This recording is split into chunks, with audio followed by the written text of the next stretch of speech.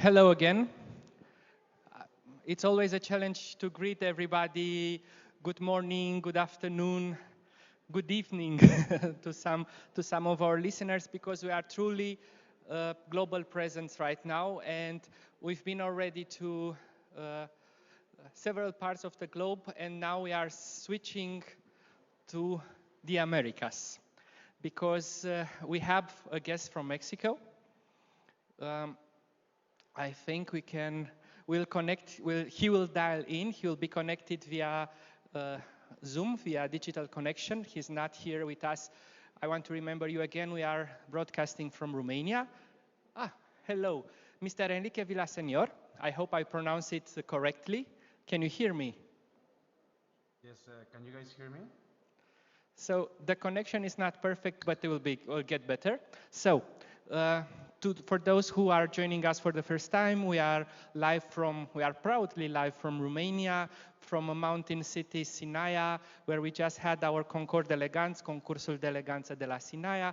And now today we have two parts of discussions about conservation versus restoration.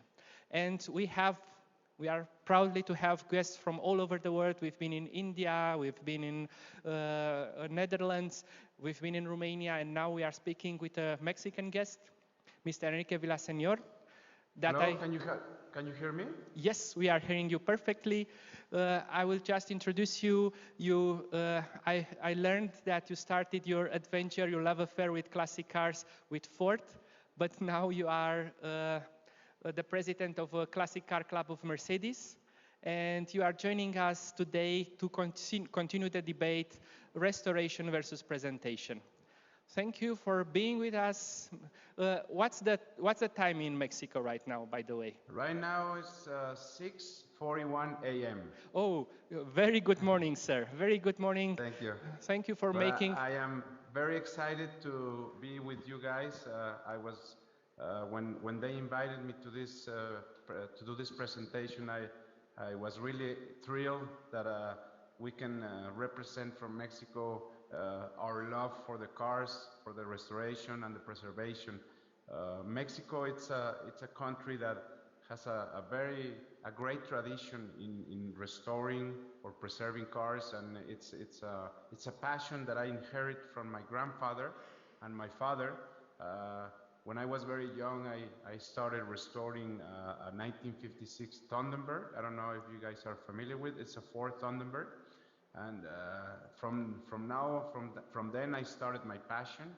And a couple of years ago in the pandemic, I decided to do a full business out of this passion that I had, and I started to restore the brand, the Mercedes-Benz brand. I believe it's a high quality brand which everybody knows in the world, and I wanted to specialize in the chassis W113, which is the Pagoda. I find those cars timeless, with a timeless design. Paul Bragg did a great job designing these cars, and they are becoming the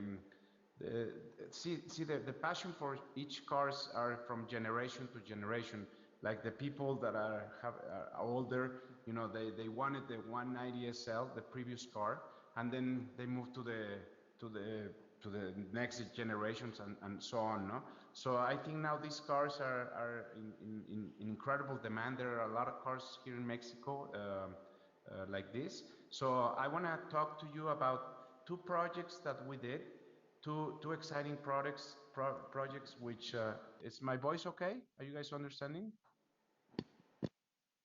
Can you hear okay?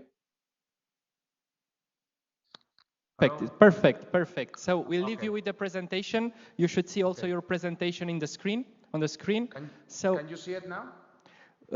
Not yet. No. It's going to Okay. be. Okay. If I may, I just want to underline this is an interactive live event. This means we have people in the audience live. We are in a old casino that is 110 years old, but also we have people on Facebook, people on Zoom, and after your presentation we'll have also some Q&A session, and we'll inviting everybody to ask you questions and to interact with you. So I'm going to share my presentation right now, okay? Perfect. So please, the stage is yours, if I may say so. Okay. Okay, thank you.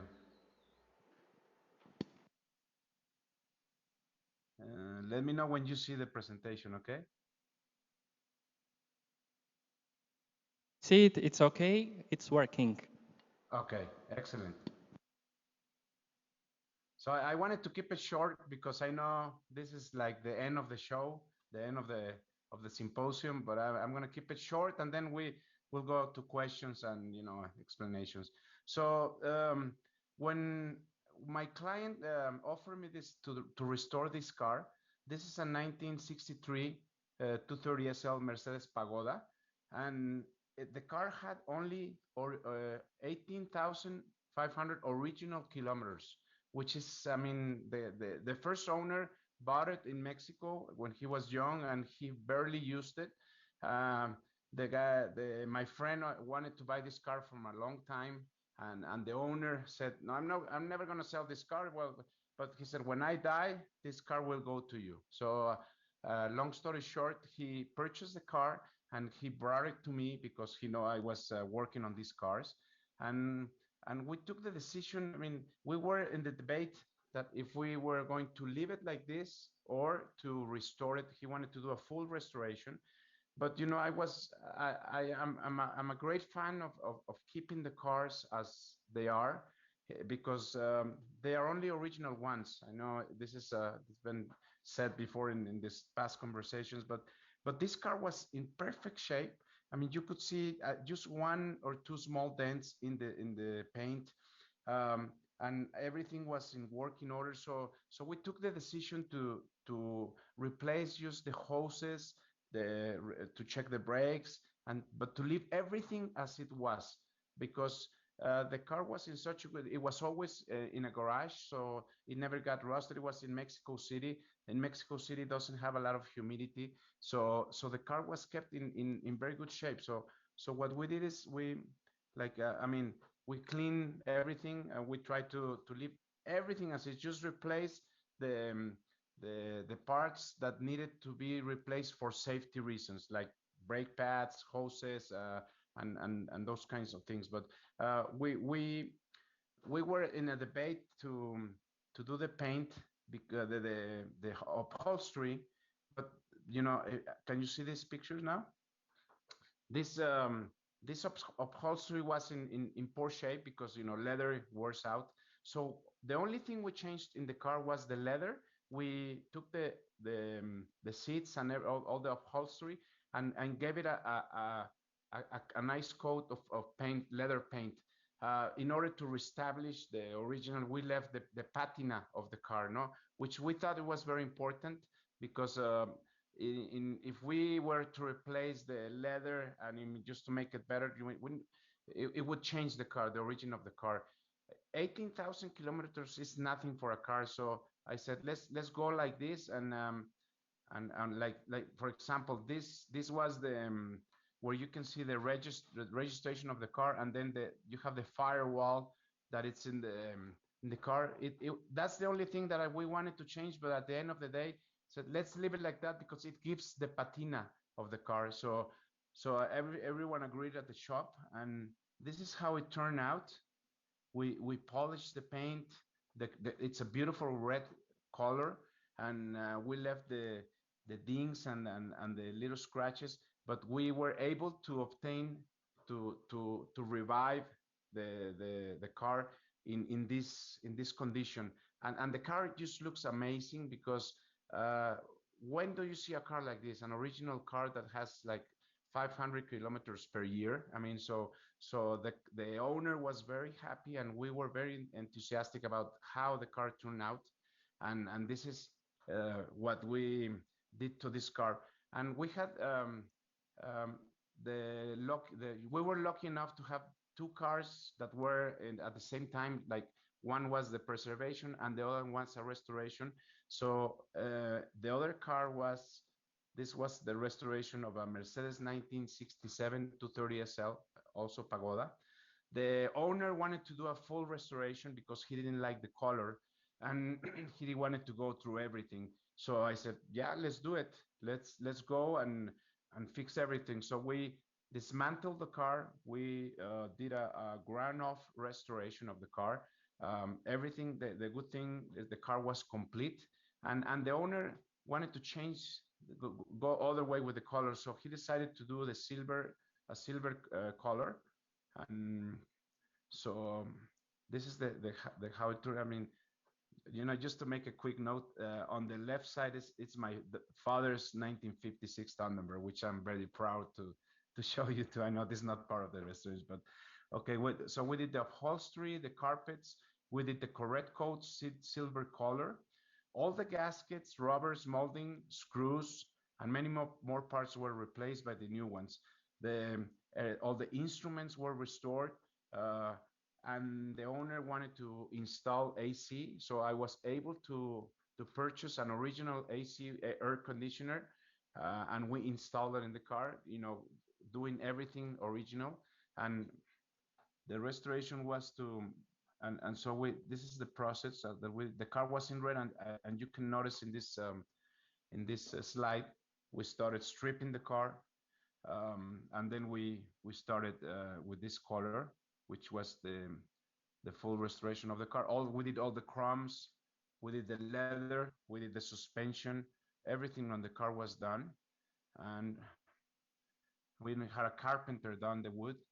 So, and you can see here, here's the AC that we installed in the car. It was the original dash that came with the car. So we didn't want to change that. We wanted to keep it as original as possible, but everything was restored.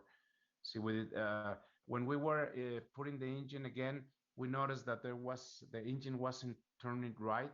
And so we took the engine apart and we did a whole restoration of the engine. We changed the pistons, the rings, all the gaskets and everything. And this is part of the process that we did.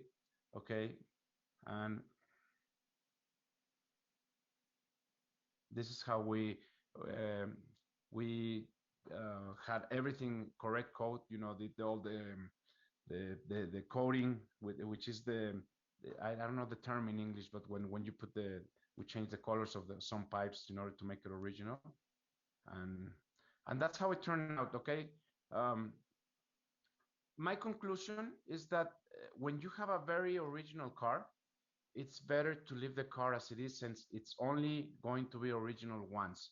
I know this has been said many times, but it's like a work of art. You know, you change it and it's gone for it. Its originality is gone forever, and that's something that when the car is worth not restoring it, don't restore it. Keep it original, maintain it, use it, enjoy it. I mean, you should take these cars and go and drive them, and the maintaining the originality of the car, it gives you the nostalgia, the the proudness, no? So I think that it's very important to leave these cars like this, uh, only if they're in good shape, like the red car that I was in telling you about. I was only to, when I talked to the owner of the car, I said, let's just fix the parts that need to be fixed, but don't touch anything, because your car is beautiful. I mean, leave it like that and enjoy it. Enjoy the car, enjoy its patina, everything, no? And on the other hand, when you have a candidate for restoration, I mean, and the car is not is in good shape, and I mean, when you also want to have or show your friends your car, and when you do a full restoration, I go all the way. I don't like to, I tell my clients that when I do a full restoration, I want to change everything and try to, I mean, try always make it as original as possible, but to change everything, that so that we can have like a car to show it, like, you know, like a trailer queen, as they say, no? But it's important also when you do a full restoration, you want to change everything in the car, because also when you are doing this job, you know, and people will understand, when you don't change things and the owner said, no, let's leave something, let's not invest in this, or let's not change the upholstery because I like the way it is. When we're doing a full restoration, I recommend to do everything because it's also the reputation of the restorer. No, it's also what you want to offer your clients, to do a full restoration. So you want to take the time and replace everything on the car and to do everything. So that's your two comparisons.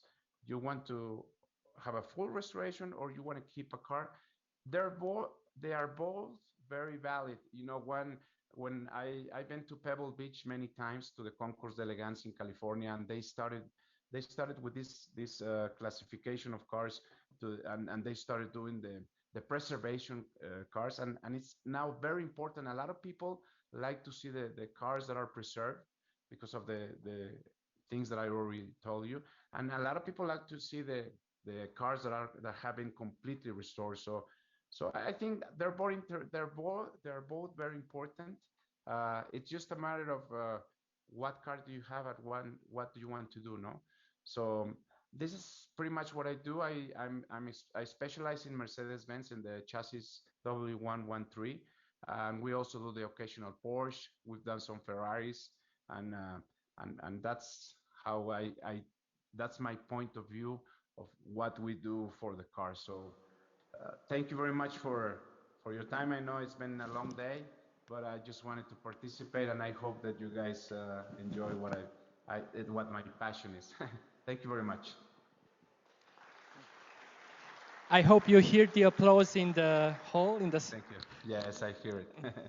Uh, and first, and First of all, thank you for your presentation. We could really feel your enthusiasm about what you are doing. And I don't know if you joined us since the beginning. We have this wonderful opportunity to cover culture almost all over the world. We miss some exotic places like Japan and Korea. Right now, exotic meaning the distance from us.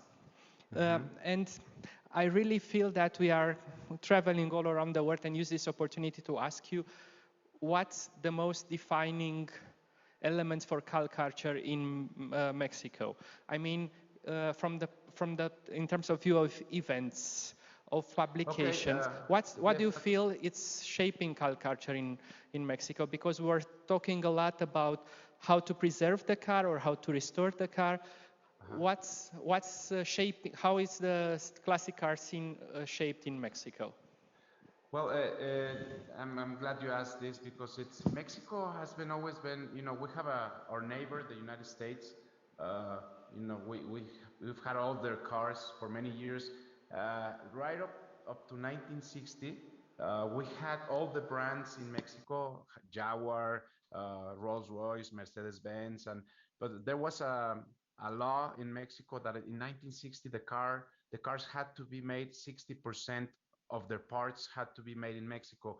So that a lot of companies pull away from Mexico, and we only had for many years only Ford, Chevrolet, Renault, Nissan, and Chrysler. Those were the only brands that you could buy for many years. When I was young, when you saw Mercedes-Benz, it was like seeing a car that out of this world, no? And up to the 90s, they opened the market again, and now we have all the brands in Mexico. So there's a huge culture for the cars in Mexico, and of course you've heard of the Carrera Panamericana, which was the most famous road race in the world up to 1954, I believe. We did it for 4 years, and it was a very famous race where the Mercedes-Benz won a few times and the Ferraris. So it was like a legendary race, which I'm sure you all heard of it. And since about 2003, more or less, they revived the race, and that brings many people from around the world to race this car. It's not the same race, the same, because the first race was from the south border of Mexico to the north to the United States, but now it's a race that it's kind of like the Mille Miglia in Italy. So also the Formula One, that has the Formula One and the Carrera Panamericana are things that are promoting the love for the cars and the sport. So yes, Mexico, it's a country that really has a passion for cars. This is quite interesting for us because we were discussing from the European perspective, we see maybe that the cars are not so appealing anymore. They are the banner of, sometimes the banner of pollution, and it's beautiful to say that the passion for cars is really strong in other parts of the world. It's very emotional. You are a Latin country, so I guess it's no other way. Either highly emotional or you don't care at all. No, yeah, we're very emotional about cars. I cry when I see a car that I like. What was the last car that made you cry? You know, the first, no, I was kidding about that, but the first time I cried when I saw a car, I saw a Ferrari 250 GTO, which were only 39 were made, and this was like a pinnacle moment in my life because I read about them, I knew all the history about them, and now I want to tell you another story which was very passionate for me. I was in Pebble Beach many years ago, and it was I believe the 75th anniversary of the concourse. You've heard of Pebble Beach, correct? In California. And Ralph Lauren, Mr. Ralph Lauren, the guy who, the clothing manufacturer, he had his Bugatti Type 57 SC Atlantique next to his Mercedes-Benz Count Rossi, and they both won Best of Show in different years, no?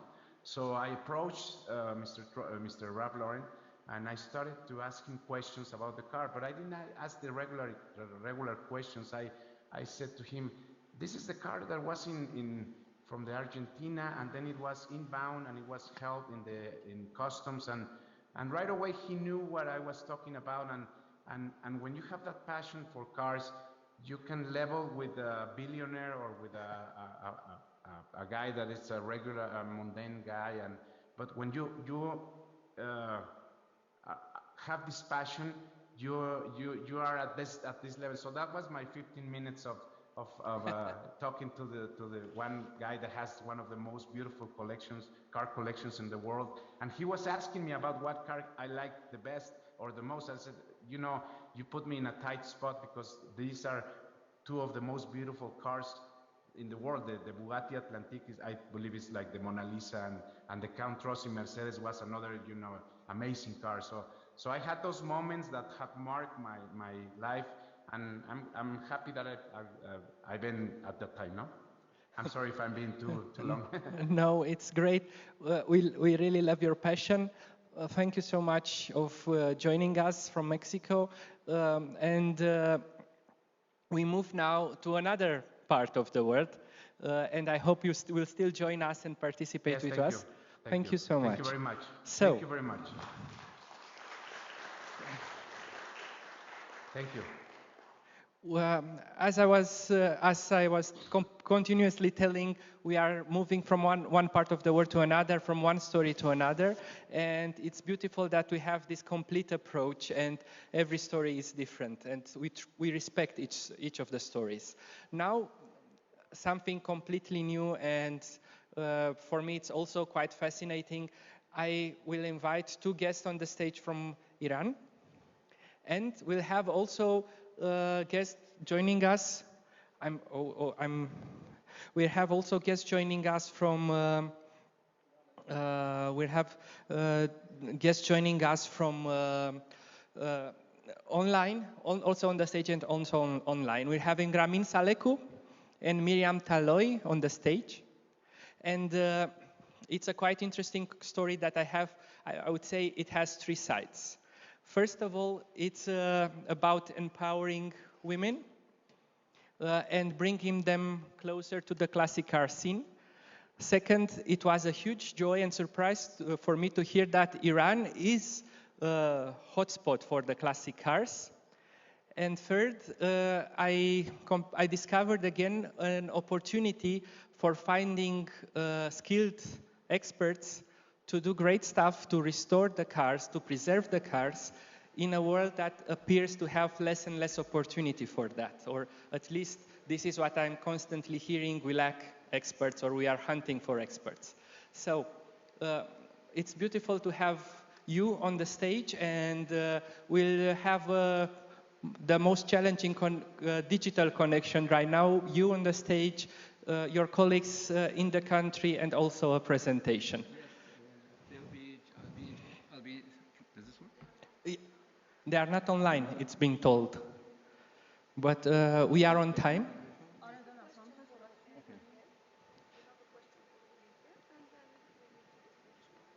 So, they are not online. Enrique is still online.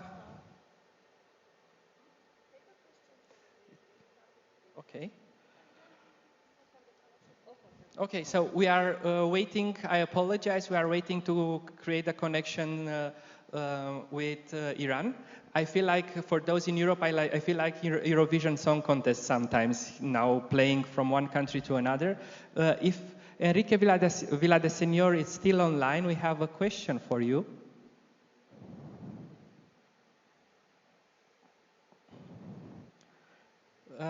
Actually from Latvia. It's Enrique still online. Yes, I'm here. Can you hear Hi. me? Hello again. Please, so the question is from Latvia. So imagine, imagine the coverage we have. Incredible, amazing. Please advise what type of paint was used for the full restoration of the second Mercedes-Benz. Cellulose, acrylic, polyurethane. Polyurethane. That was an easy question, Gabriela. Yes. I insisted to. Yes. Why? But what we do is we strip the car down, and then we do the base, and then we do I don't know the terms in English, but it's a very standard way to do it. We do a lot. First the primary, and then we do the revelation of for any spots that are there, and then we put 3 or 4 coats of base paint, which is polyurethane, and then we do the acrylic, the one that goes on I don't know in English how you say it, the one that shines the paint, and after that we go from we scratch it with we sand it with 1,000, 1,500, 3,000, and then we go all the way to 8,000 in order to make the cut spotless and shine and that without any scratches. I don't know if that answers the question. I'm sure it did. Thank you so much. Yes, thank you. We are waiting to connect with Iran. Yes. Okay. It's working apparently. So, thank you for staying. So everybody's connecting now to Iran. We'll switch the video window, so to say. You have the stage here in Sinaia, and I hope everything will work fine. So the stage is yours. Oh, yeah, it's working. Okay. All right. Hello, everybody. My colleagues, I'll introduce them very shortly, and who were a big part of what we're going to present today. So before anything else, I'd like to thank the Retromobile Club of Romania for not only their wonderful hospitality and the world-class event that they held, but also providing us with a forum to present maybe what we're doing and the kind of activities that we're doing to the rest of our colleagues. As you know, that training skills are one of the main mandates of FIVA. And when we say protect and preserve, we must also provide the skill sets to do so. So in Iran, contrary to what you may have been told, women do play a very active role in society. And you wouldn't believe it, but there are more women in the college students than there are male college students right now. Or in other fields, such as the medical field, the number of women doctors and male doctors is almost equal. But one of the areas where there's a lack of presence of women is really in the historical vehicle field. And even though we have a very, very thriving activity and many, many cars, you'll see even the small video that we'll show, we even have hostels which store the cars, because there's so many cars that it needs parking spaces. And the sponsor of the program that we're going to present today, Mr. Ehsan Darugin, who is the holder of the 1969 garage, who you see in the film, is here with us today, and I'd like to say hello and introduce him. Ehsan, could you say hello? Okay, and he was the sponsor of this program, and we use his facilities, so you'll see some very beautiful cars when you see the film. So one of the steps that we took to attract more women to this field was we formed the Women's Classic Club. And so it's basically a club run by women for women who have an active interest in the historical vehicle field. The idea and inspiration came from Mrs. Shahrzad Pakniat, who in 2022 was selected by FIVA as a member of the Hall of Fame. And she has spent her professional career working to preserve the royal vehicles of the Niavaran Palace and has spent years trying to attract other women to this field. So if it's okay, I'd like her to introduce herself as well. Mrs. Pakniat. Hello, everybody. Good afternoon. Okay. And this all was made possible when Ms. Kimia Abrashami joined our group. Kimia is a trained VW Beetle mechanic, and she loves Beetles, and she became so involved that she even went through the training. And I can say she's a die-hard enthusiast. So she formed the club. She's the president of the club. And basically, really, in the short time that they've started, already the club is in a big role. So I'd like Kimia to introduce herself as well. Hello to everybody into the house, and good afternoon. So basically, we want to emphasize the fact that it's one thing to have a women's club or to do, I don't know, so-called princess rallies or other similar events. But one of the objectives of the club is to teach skill sets to women so that they can enter the professional side of the field as well.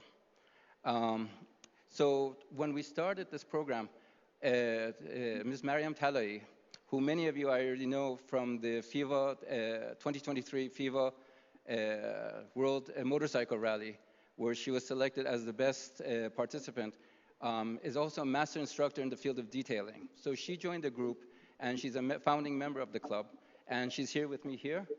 So I'd like to introduce her, and I think many of you know her from Austria about a month and a half ago. The way we decided to proceed with this program was to set it up on a train-the-trainer basis. Basically, many of you who are involved in the automotive field know that, for instance, when a brand is entering a country, they basically come in on a greenfield basis. So what they have to do to set up the network very quickly is, instead of sending 150, 200 people to go to the headquarters, I don't know, in Volkswagen in Wolfsburg or some other country, what they do is 10, 15 qualified people are selected, sent to have the training done, and then they come back and then they train the other trainers. And we applied this concept to start the workshop for this, teaching the skill sets, starting with detailing. So in this manner, we've selected 15 people who will be trained by Ms. Talai, and after they successfully finish, they will receive certificates from the Touring and Automobile Club of Iran, which is our partner, and the certificates are such that people can gain entry into the employment field afterwards, because they can be used as to show that they have the correct skill sets and enter the workforce. So basically, from there, what we plan to do is, after we finish Tehran, to do a national rollout. And the 15 people that Mariam will train will also be going to the other cities and doing the training. But one of the other aspects that we're now in the planning phase is that when we want to create gainful employment for women, we don't necessarily want them to become employees. So now we're working on microfinance plans so that the women who successfully finish the courses can apply for microfinancing to set up their own shops and become independent and become breadwinners for their families. So if it's okay, I'd like to ask, we have a small film just to show the training program that Ms. Talai did, and then I'll hand over to her, and she'll go into details of the program.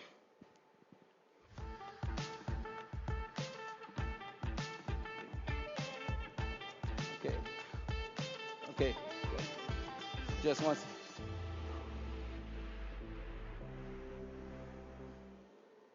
Okay. I think one more time.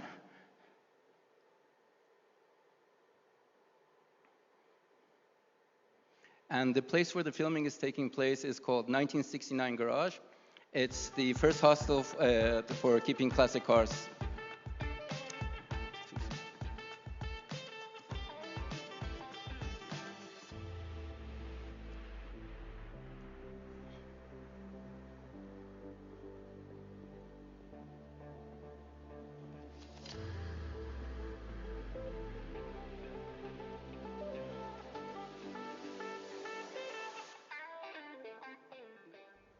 Today's program was held by the Historic Vehicle Association of Iran and the Touring and Automobile Club of Iran, which was a joint project dedicated to teaching skills in the detailing for women who are interested in entering this field.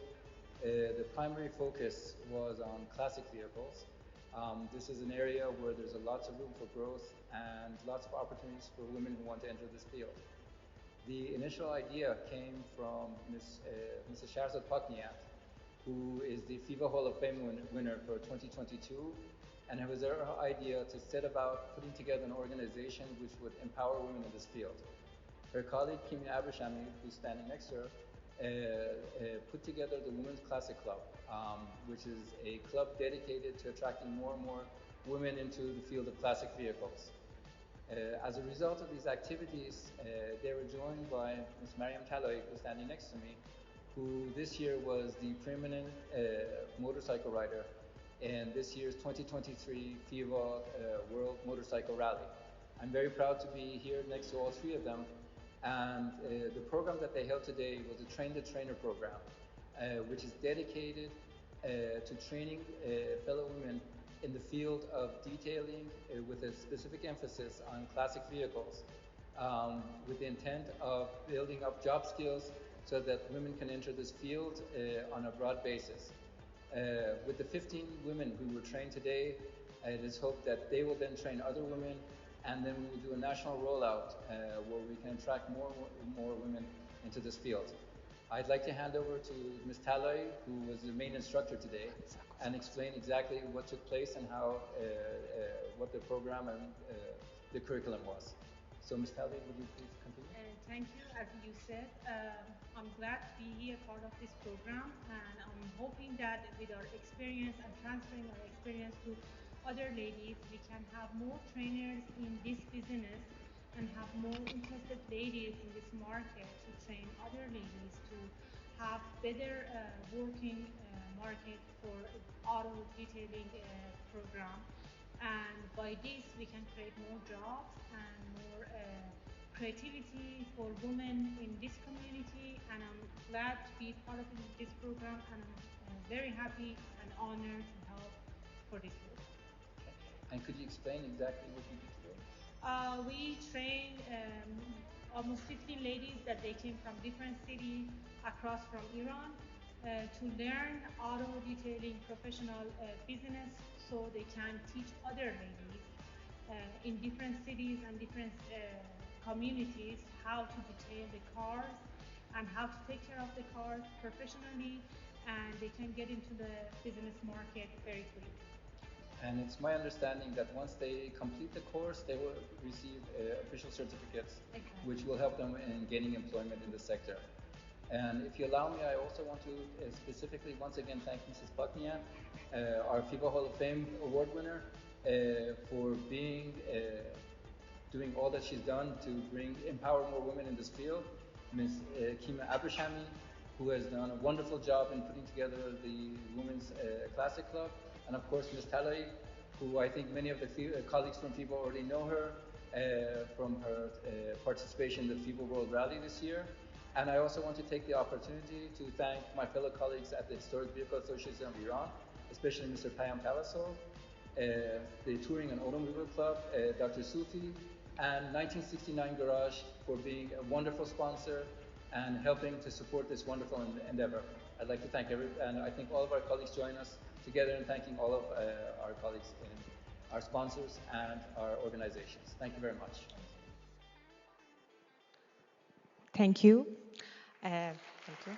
Thanks for watching the whole thing. I know the sound wasn't very good. We keep thanking everybody too much because you don't know how much it took hassle for us to get here. And we were 4 of us that we couldn't, most of us, we couldn't get the visa, stuff like that. So it's a lot of trouble going on for one of us to be participating in the programs like this. That's why we keep thanking everybody. But I appreciate the sponsors and everybody who got together as a team worked. So at least me and Mr. Salihu, we can present in Iran and we be in a FIVA family, which I really enjoyed. Every time I'm in a FIVA events, I really enjoy the knowledge, the character of people, and the whole system of the events. I just want to say, as he mentioned earlier, Iran, as you may not know, Iran is one of the main countries in the world that it's center of the classic cars. We have so many classic cars in Iran that most of you won't believe. So many even limited edition cars that need to be taken care of and restored and respect. Last few years, we try to bring up the culture of taking care of the cars, but in standard way. I mean, usually there are mechanics and many people taking care of the cars, but none of them does it with enough knowledge. And we got together with the idea of doing a detailing service and mechanic service in a way that we are happy with seeing the results. So I came out with the idea of, we were doing a detailing, I'm doing a detailing auto service for last few years. I mean, I started from 2013, but in 2019, I become a professional auto detailer. But I become we become with the idea, with especially women classic club, that we should get together as a woman because I don't know, I don't want to be offensive, but I find that in detailing service, ladies do a better job than guys. I don't know why, especially on classic cars, because they're very sensitive subject, and you really have to be exact and work really small details. So we find out with our team, we decided, okay, we bring up the idea of training ladies in this category so they can train other ladies, so they can go around Iran, which we have so many classic cars sitting around and over time destroying, so they can teach other ladies, so we can restore all these classic cars and taking care of them after destruction, so then they can be continue living in our history. I grew up in a family with 4 brothers and father who were always been into classic cars. And what I learned, first, respect to classic cars. It's like a family member.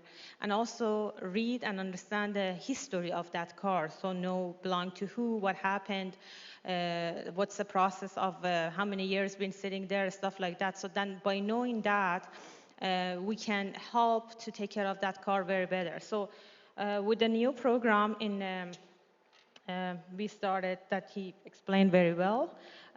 We trained many ladies. So far we started it. And then I just want to say I have few goals to get this program going. And my goals are the candidates who have been chosen to complete the program have been selected by number of criteria, the most important being that they have to be very interested and passionate about cars, especially classic cars. This is one of my goals, that if I know someone like to work on the cars, but they're not very interested in classic cars, I would never let them to work on the cars, because I usually see the result after the car finished. So this is very important for me.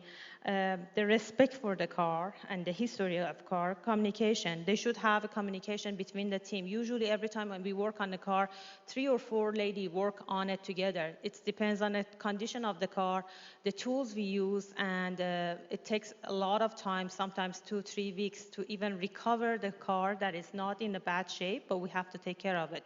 If we are starting doing a renovation and restriction from the beginning part, it might take few months, which that's not my job, other people's category job. But what we do is detailing, basically taking care of every single part of the car that it existed and is still working, and it's has to be taken care of. So what I'm trying to teach other women is work with tools and understand the tools, so not destroying the heritage part we have. I've seen in so many places that work on modern cars, they just get a machine and with some kind of equipment, they start working on the cars, but they're not feeling right. They're just doing it as a business. But with classic car, it's completely different category. That's why we try to teach them that this is it's like a existing creature that you have to take care of them. And nobody think like this before. They just think, okay, it's a piece of metal, it's like a car, just take care of it, take your money, goodbye. No. Especially in 1969 pension we have, it's a pension made for taking care of the car. So right now we have around 200 automobile from very, very old time that we have it in Iran. It's pension there. That means we are taking care of these cars for their owners in the right way. That means we are saving a history. So maybe if this car is sitting in someone's garage, it will take rusted or dusted or many things happen to it. But with taking care of these cars in our special complex, we can take care of our history very well. Also, the attitude of working around the team, it's very important for me. So not everybody can be taught and trained for this category. So they have to be people very responsible, because if we're putting a very important part of history in front of you and we want you to take care of it, it is very important that how you be responsible for that piece of history. The important things for me is respect to the character of the history of the car, preservation and conversation. That means like if you take care of the car, we finished it, so how are we going to end up keeping it and taking care of it over times from now? So we try to give a guide to owners of the car that how to keep it from now on. Once we give them the car back, okay, the car is ready, it's 100% refurbished or new, but now on they have to have a knowledge to take care of it for future. This is very important that most people don't know about it, and they just say, oh, it's just a car, you know, like, no, it's not just a car for us. So for this program, we created the program also to make a business for women. So in car industry in Iran, we have more women last few years been very active, but now a specialty in a car, classic cars, I think this is very important steps for the car taking business, and also the heritage part that it goes to the auto club that we have. And we think that by this and continue to this in future, we can keep and respect more cars and restore more cars. Right now around Iran, if you travel around in villages and cities, many cars almost destroyed. I have two of them sitting in somewhere rusted, and this is embarrassing. Many cars sitting there that need to be, people be trained to take care of them and restore them. So this is our message to everybody, to Iran, and we started this program, and I'm hoping that this goes well with your support and your guide, and then we can continue this way for future. Thank you. Just one last point. I forgot to introduce my good friend, Mr. Mehdi Alamdar, from the Touring and Automobile Club of Iran. President Bresters and Mrs. Bresters know him very well because he was a fantastic host during their visit. So Mehdi, it's good to have you with us today. And my colleagues in Iran who really spent a lot of time and energy and basically made Mrs. Pakniat's dream come true. I would like to just mention a few words through Mehdi. So Mehdi, please go ahead. Yes, thank you very much, Ramin. I please give my best greetings to all of the audiences in the house, especially President Bresters, who is a good friend of us in the Touring and Automobile Club of Iran. It's my great honor to help our colleagues in the Historical Vehicle Association of Iran and your presidency, Mr. Ramin. And our colleagues here was so much interested to be there, but unfortunately could not manage to come there. and I appreciate all your effort regarding the historical vehicles in Iran.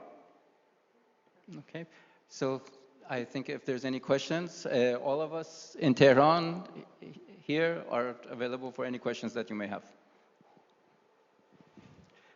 Hello, hello again. It's highly interesting to discover. I have to admit, for me personally, it was a huge surprise to discover how much enthusiasm and how much opportunities are in the classic scene of Iran. And I wanted to ask you, how do you see this project evolving? What are your goals for the next year, for the next years? How many people would you like to train? Would you see businesses developing from what you are doing? What will be the accomplished next steps? If you allow me, I'll answer part of the question, and the rest of the question I'll ask Ms. Talai to answer. From the long-term perspective, because basically the whole objective is to empower women in this field. And as I mentioned, we're now working on microfinancing to try to get the seed money to get many of these women who successfully finish these courses to be able to set up their own businesses, become independent breadwinners, and it's win-win. People get more access to trained, skilled services. On the other hand, women, maybe they have a change in course in life, they're able to be independent and have really their own independent businesses. So this is how we were balancing the two. And with respect to the number of trainees and whatnot, this is Mariam's job, so I'm going to hand over to her. Surprisingly, we have so many ladies line up to register and get to this business, because last few years we have so many women into auto training programs in different part, mechanic part, painting, all kind of stuff. So this detailing job is very more sensitive for women, and they're more interested than guys in Iran. So from every 10 registered members, normally 8 or 7 of them, the ladies there. So I'm sure by next year, maybe the whole Iran and the whole paint shops or even the auto shops, they will be run by women. You never know. I hope you will see a lot of projects like this. Is there there is a question from the, and I will have also another one. There is no, okay, yeah, I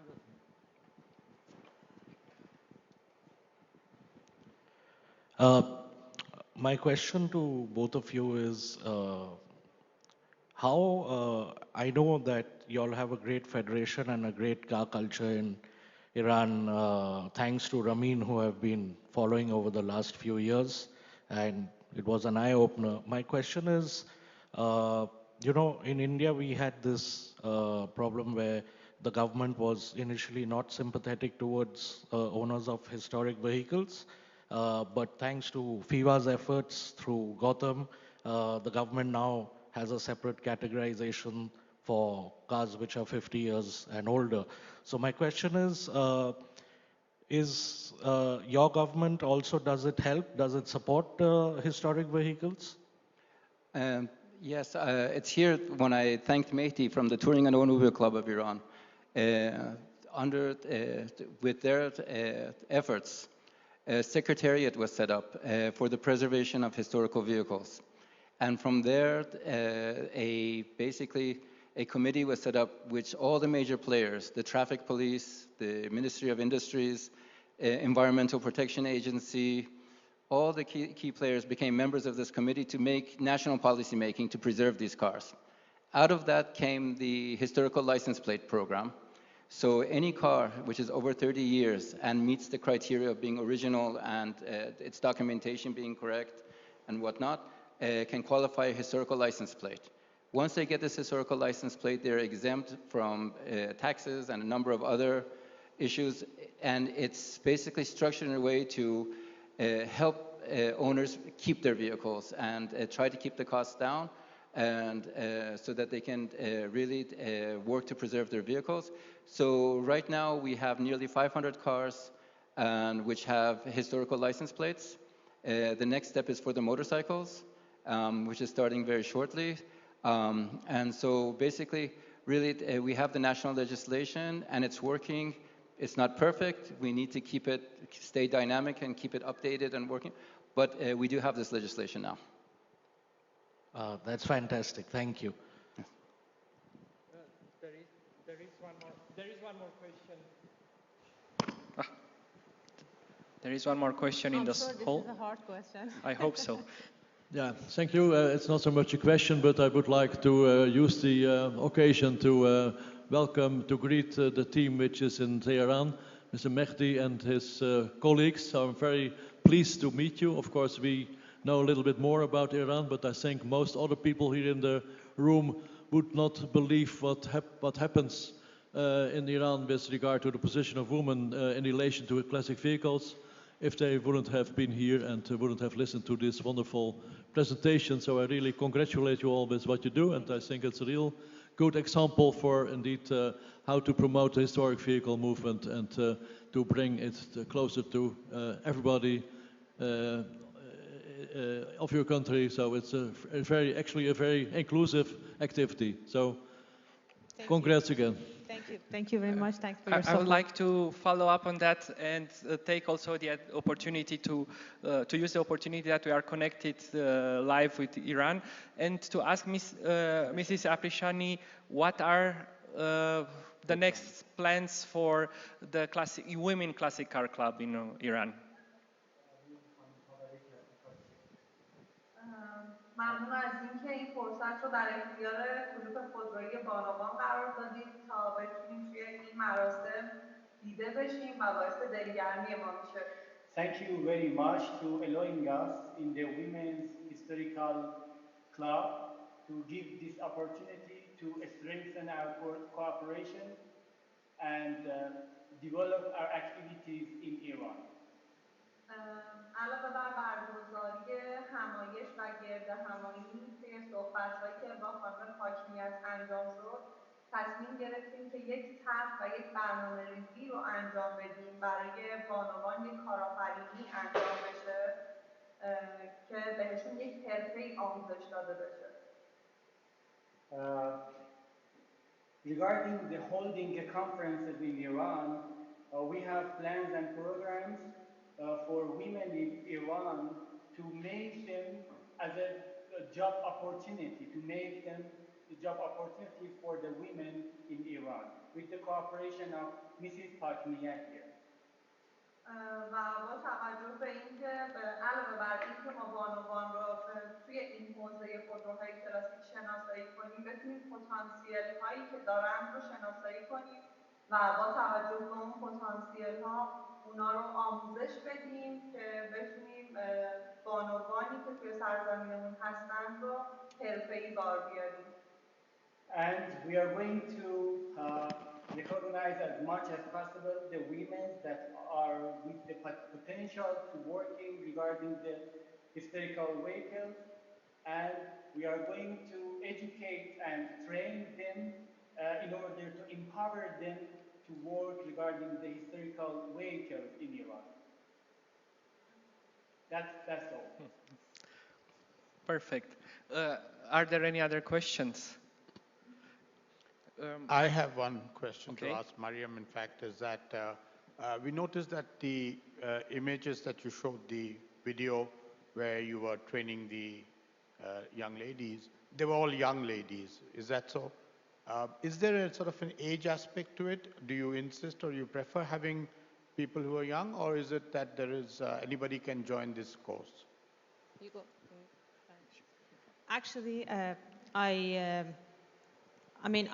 grew up, as I said, in a family very young, and my toys was like basically classic cars that I got used to it and I grew up with it. But I notice right now in new generation, young people, they just go after modern car, turbo cars and stuff like that. So by this program also we're trying to bring more young people and bring them to classic worlds, because we have so many great people around the world that they're very active in the classic family, but one day we might lose them. So over generation, we don't want to lose the knowledge of classic cars. That's why we try to bring more young generation into this program, so train them for future. So I was saying in the past that I need to also keep attention on the watch. So Yes. thank you Thank you. for being with us, taking this travel that I understand it was not easy. It was challenging, let's say it Yes, like it this. was. But hopefully we see you guys in the next program and other countries for sure in classic programs. Perfect, thank you. And we are coming, thank you so much. Thank you. We are going to the next. And a big thank you to our colleagues in Tehran who made this all happen. Thank you. Thank you very much. We reached the last speaker. We are now at the last speaker of the day. And it's a celebratory moment, I would say, because we are in the year of 100. We are celebrating a centenary of 24 hours of Le Mans, and what a centenary it has been. And we have with us somebody that experienced Le Mans directly at the wheel on the racetrack, even on an LMP1 car for Aston Martin, but also an American Le Mans European Series winner, Spa winner with a GT car, and with a lot of racing car experience. But that became also very useful afterwards, after his official factory driver career, because in this beautiful quality of classic car expert, he was spoiled to drive and race a lot of beautiful and amazing racing car, classic racing car. And he just told me that this is something quite unique. I only heard that from Formula One driver. His favorite racing track in the world is Monte Carlo, which is quite special. I would like to invite on the stage Sam Hancock from Great Britain. In your applause, because... And also we can celebrate with this, we can give applause also from 100 years of Le Mans. And to ask him to share about his experience and racing some of the great classics that throughout the years. I will not give away too much. Thank you, Alex. Enjoy. Great. Can everybody hear me? I think you can. Thank you very much for having me, everyone. I really appreciate it. Thank you, FIVA, and especially to Retromobile Club Romania. What a wonderful event and what a beautiful location. You've been incredibly kind with your hospitality. So I really appreciate the opportunity to come and join you all in person. I found this topic of conservation versus restoration particularly interesting from the perspective of somebody who spent a lifetime in motorsports, because I think, especially as a driver myself, we have a slightly different opinion on the matter, let's say. We are, many of us, purists. We love the preservation philosophy, but we have to marry that with a fairly practical application of how we prepare the cars for their core purpose in our world, which is, of course, to go racing safely, and to go racing with the highest possible level of performance. Now, please forgive me, I'm not very good technically with the computers and the software and the presentations, but I've put together a few images for just for fun, really, in the background, which I hope will give you a little bit of an insight into some of the incredible cars that I really realize I've been so very, very lucky to race. And honestly, putting this together over the last couple of days, I had forgotten about how many really special cars I've been fortunate enough to experience firsthand. And as we go through these images, my memory is jogged about certain compromises that had to be made to the preparation of some of these incredibly treasured historic cars in order to make them safe for racing, in order to make them perform on the racetrack. So the big question that I want to ask you is, where do we draw the line? Where do you draw the line? What do you, my learned and esteemed colleagues, consider to be the car when you say this is an authentic historic vehicle? We have, as I said before, a slightly different approach. So let me ask you, do you consider the car to be the chassis? Is it the engine, the gearbox? Is it all three of those? Is our necessary obsession with matching numbers relevant to historic competition cars? Well, if so, why do we stop there? Why don't we carry on with other components? Perhaps the electrical harnesses, perhaps the suspension, the uprights, the brakes, the wishbones, the steering. Why do we just limit it to this matching numbers concept of chassis, engine, gearbox, possibly with the body as well? Well, of course, in racing, we very often have essential reasons to replace components.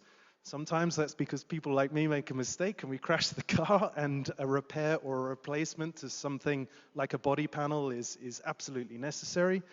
And other times it's purely in the interests of performance, where we are looking for the very greatest performance from every component that we have underneath us, which normally is not something we can match with aging or deteriorated components, no matter how special they might be and how much we are tempted to preserve them.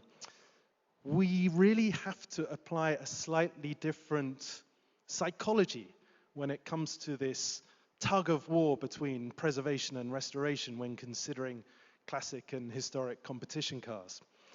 Now, just before I go on, please allow me just one moment to give you some background context so you understand how the opinions that I will touch on in the rest of this presentation have come to be formed.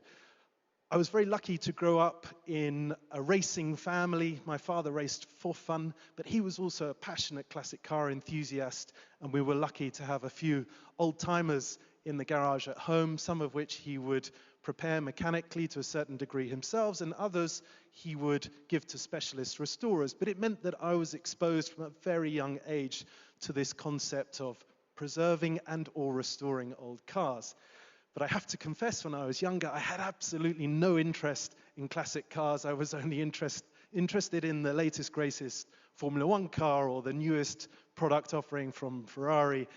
And I'm very pleased to say that over time that changed, because I went into professional motor racing and I spent the most part of my career driving not these kind of cars. This came later, but you will have seen some of the younger, more modern Le Mans prototypes, sports and GT cars, which I was lucky enough to race internationally in contemporary racing at fantastic events like the 24 Hours of Le Mans for more than 10 years in a professional capacity. Now, luckily, during that time, I was invited to participate occasionally in some historic races. I'm sure some of you have heard of Goodwood, the Festival of Speed. Well, my first revival meeting, I should say, was more than 20 years ago, I realize. So when my modern racing career came to an end more than 10 years ago, I was already up and running a little bit in the historic racing world, and I had totally fallen in love with it. I loved the cars, I loved the people, I loved the way that the cars behaved on some of the historic tracks that we visited, and I really started to have first-hand insight into the different passions, motivations, characteristics, and personalities of the collector mindset, of the preparers, and all of the considerations that have to be carefully balanced in historics. But then I realized that my job as a professional driver in that world was not so easy, because when you're in a modern car like this, you're given one job, which is to go and drive the wheels off the thing, achieve the fastest possible lap time, whatever the cost, bring home the best possible result. But later in my career, when I'm driving something older, like this beautiful Lister that you can see, the white car number 10, that's a particularly special example, very historic, quite nicely preserved, but necessarily restored in order to make it safe for hard, high-speed, aggressive racing at competitive events like Goodwood. And this car was a perfect example for me, because in that case, the brief for me from its owner was, go out there and try to win the race, please, Sam.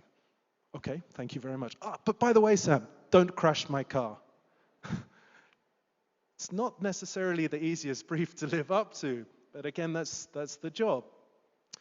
So during this time, I learned, okay, there is a private philosophy, a private mantra that I need to live by every time I have the privilege of stepping into one of these special cars, which is, of course, I will do my best to perform and deliver a trophy, but the car comes first.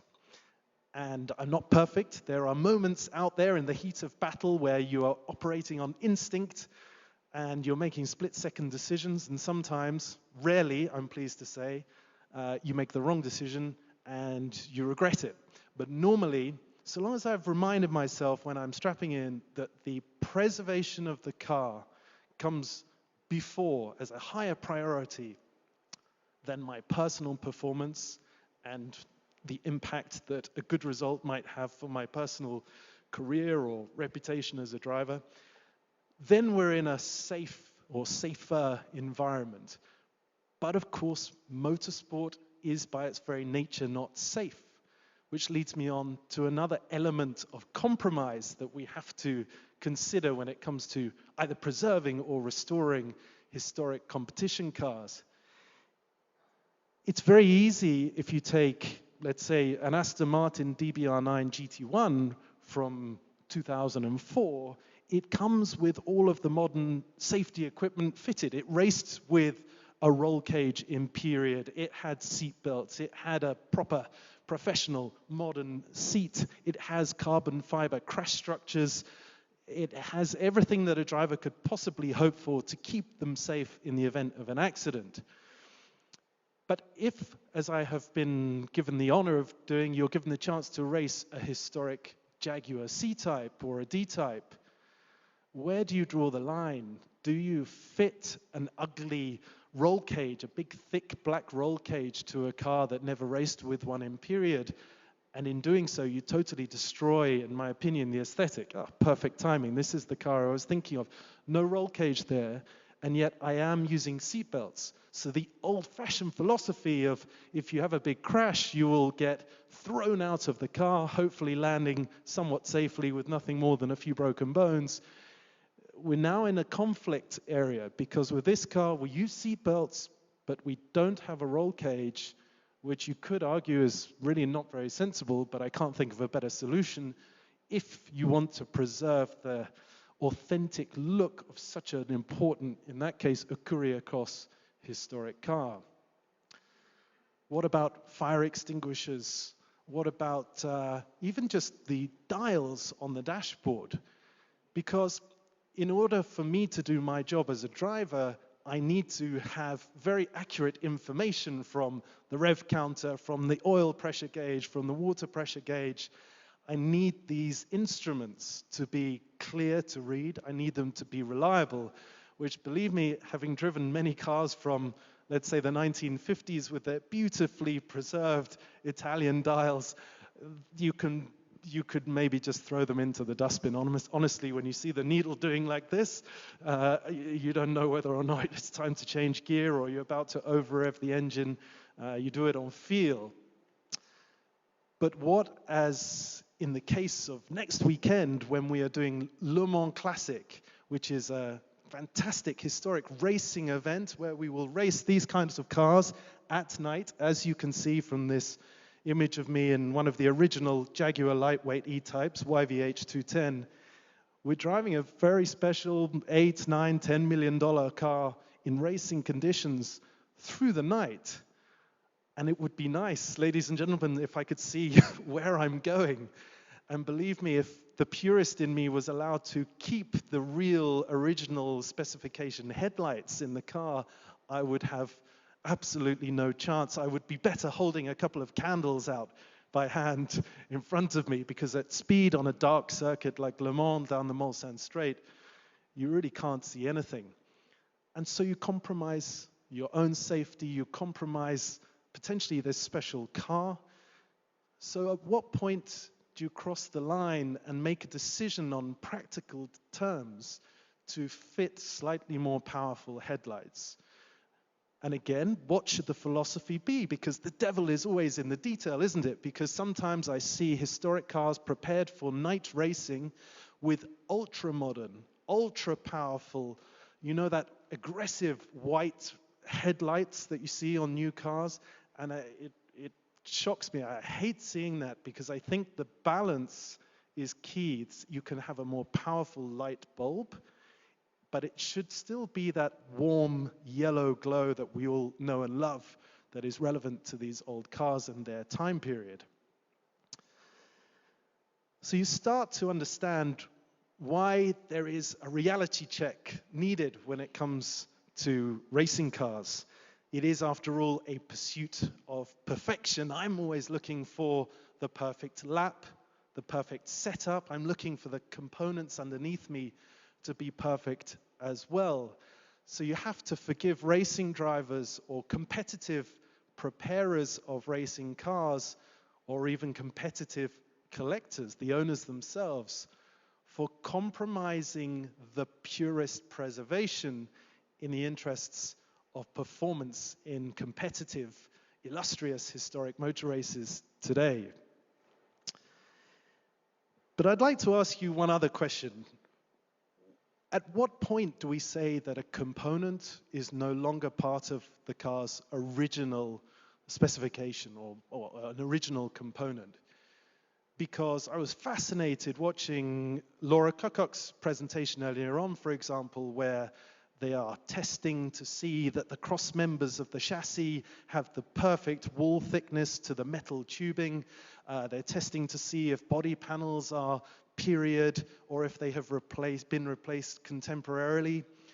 But at what point in the timeline of the car's life is it no longer accepted by us or the purists or the market that that is part of the car, a natural part of the course of its history? Because I can tell you, having raced contemporary cars for much of my career, we are changing everything all of the time. If you're racing a car at the 24 Hours of Le Mans, on the Wednesday and the Thursday night, you do qualifying, and then on the Friday, the car is completely stripped apart by the mechanics and totally rebuilt from the ground up. Yes, they keep the monocoque, they keep the chassis in place, but they will replace the engine, they will replace the gearbox, they'll replace the suspension. The bodywork is replaced for stronger and therefore heavier, more tougher bodywork for the duration of the 24-hour race, when it's going to get hit probably by many other cars along the way. So if, when these special, priceless, celebrated historic competition cars went through that process in period, which part of the car do we say today, when analyzing it retrospectively, is not correct? At what point do you say, yes, but that's had a replacement part, therefore we value the car less? I hate to remind you, but they all had a lot of replacement parts, especially engines. So our obsession with matching numbers in the context of competition cars, I believe personally, has to be relaxed dramatically. Because even if you are the lucky owner of a matching numbers low drag Jaguar E-Type, for example, the last thing that you should do is risk that special engine which has been proven to have participated in period, perhaps at the 24 Hours of Le Mans. You don't want to race it today at Goodwood. What happens if you blow it up? What happens if you put a big hole through the engine block? What do you do therefore? You take it out, you put it to one side, and you put a spare engine in the car. Okay, that's one philosophy. It makes sense, right? But where do we draw the line? Do we also take the doors off? Should we take the body off, the whole body, the suspension? What about the chassis? Maybe we just put the whole original car to one side and race a replica.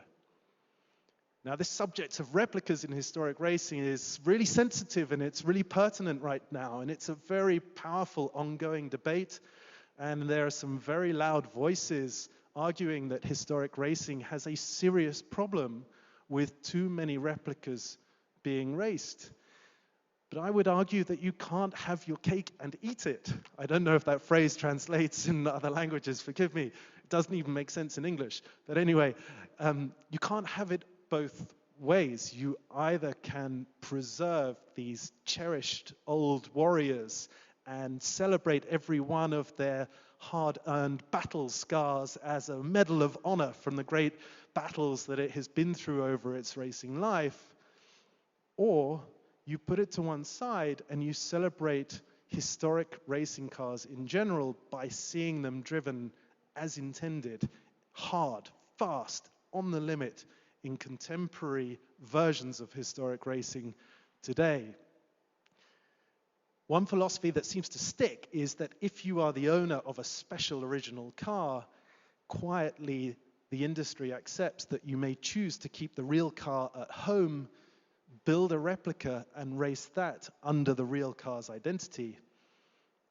What do you think about that? Do you agree with it? Do you not? Would you rather that they risked their incredibly special, perhaps 5 or 10 or $20 million 250, not 250 GTO, there would be much more money, but a lightweight E-Type or whatever the car happens to be? Or would you like to see a perfectly created facsimile participate, but driven hard in a way that continues to celebrate and evoke the style of racing that we've all come to love over the years? There's no easy answer. It's a tough philosophical question, but it's something that we all wrestle with every day. So which cars should really be raced? That, I think, is where we have to begin if we're going to try to answer whether to preserve or to restore. In my humble opinion, the very best cars, driven by the very best drivers. And here's an example. I was lucky to drive Sterling Moss's Lotus 18, the famous car that he won the Monaco Grand Prix with the missing sides, which he took off to aid cooling during a hot race. That car is so special that to prepare it for real competitive historic racing today, you would really have to compromise its purity. You would have to change the very beautiful, delicate roll cage that doesn't even come up higher than the driver's head. You certainly wouldn't want to rely on it to stop your head crashing into the ground if you went upside down. And that's a perfect example of the sort of car which I do think should be put to one side, perhaps consigned to a museum, but crucially, Adolfo, as you said this morning, it has to keep running. I think these cars must be prepared mechanically in order to keep functioning, at the very least for demonstrations, if not for racing. I'm lucky to be involved with historic Formula One, and I have, as Alex said earlier on, raced these cars at Monaco in the historic. And I've been driving 1970s Formula One cars, 1980s Formula One cars with great, great pleasure. But I tell you, it's terrifying when one day a preparer calls you and says, oof, we have a serious problem with the monocoque because we investigated and there is so much rot in the front bulkhead, as was the case in one car I drove recently, that we can push a screwdriver through the aluminium honeycomb that is the front of the chassis, right in front of my legs and my feet. So what happens in that situation? You can't really restore an aluminium honeycomb monocoque that has got that level of rot running through it. You have to build an entirely new tub. How different is that to a crash in period, meaning that the same car, when it was driven professionally, also had a new tub? Or maybe they replaced part of a chassis. Is it still the chassis? I don't know. If you have the answers, I would love to hear them. But my point is that personally, having experienced firsthand the realities of a motor racing life for these cars, I don't think that they should be punished in terms of how they are perceived or how even the market values them if they have had to, over time, have had multiple replacements of their key components up to and arguably even including the very chassis itself for reasons that I've just alluded to. The question is, do you agree? Does the market agree? I don't know. I definitely don't have the answer to that.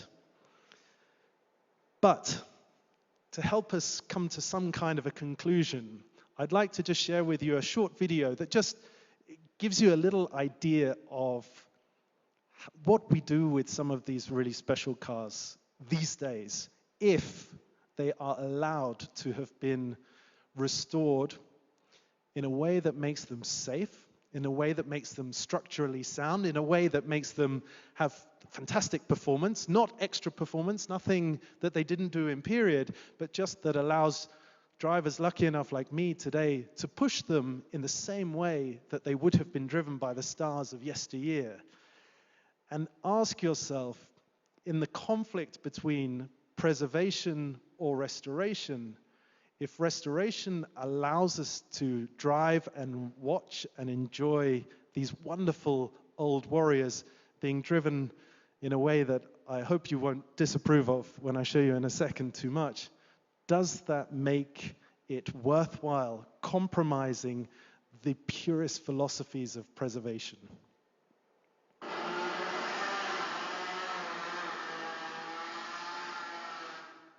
Oh, that was short.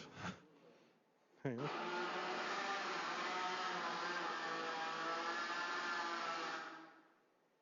Oh, we have a technical problem, huh? Sorry, everyone. How do we do that?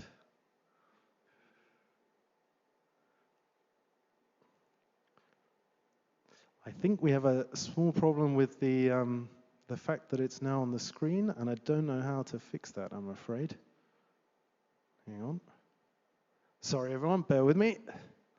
We'll try one more time. It doesn't work. We're in trouble.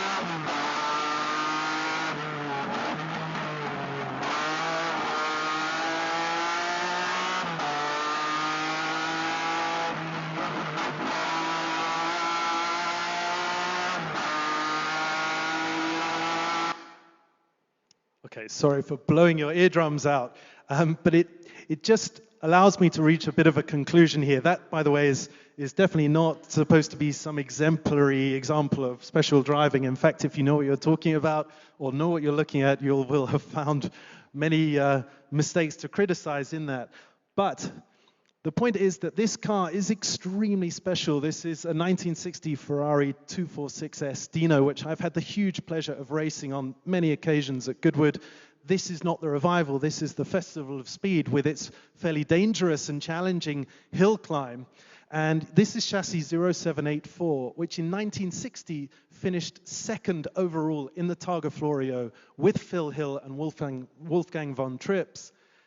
So the question is, would I, if this car had been perfectly preserved in a museum and perhaps mechanically recommissioned for a demonstration, could I, dare I drive it like this? No way. But if it's been professionally restored in the way that this car has been by Tim Samways and his Sporting and Historic Cars company, then as a driver I have the trust to drive it, to push it, to drive it in the way that you saw, which I personally love, and I hope that people watching as well on the day or here, I hope you enjoy it too, because it shows us how these cars were really driven in period instead of these slow speed demonstrations, which I think is the limit that cars that have been, let's say, preserved perfectly, that is the most that we can expect of them. So ladies and gentlemen, in summary, my opinion is this, that to race is to live, and these wonderful old cars, these aging warriors who wear their battle scars with pride as medals of honor, they too deserve to live again. Thank you very much.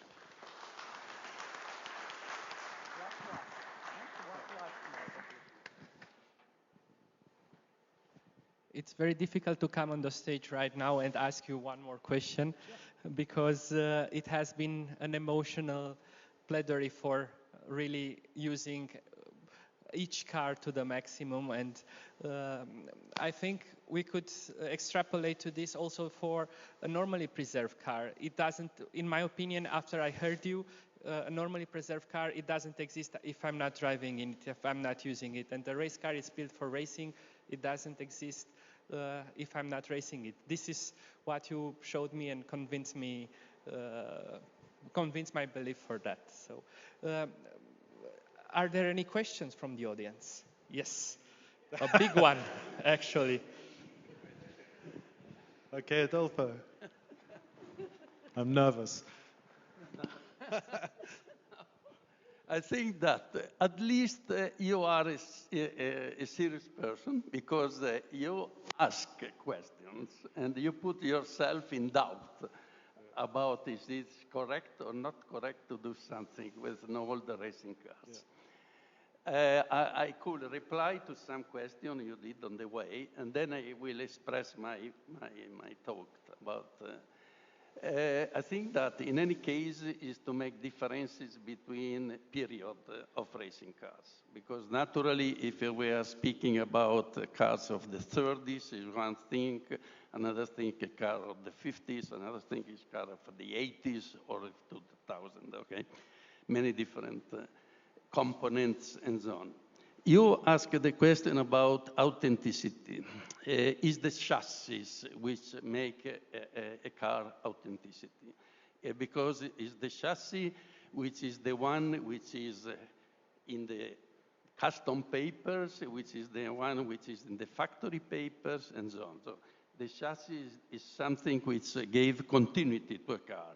You can change engines, you can change transmission, you modify the body, because naturally racing cars are built to be fast, and therefore is part of their life to update them and to try to make competitive. After 2, 3 years, 5 years, they are no more competitive, they are set aside, okay? So the authenticity is the chassis. Originality, then speaking about the racing car, you asked about market value.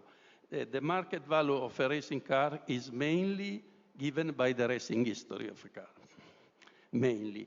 Then today we can see also the originality of the part, which doesn't mean matching number, but means that the engine, the crankcase, it was an original crankcase of the period, okay?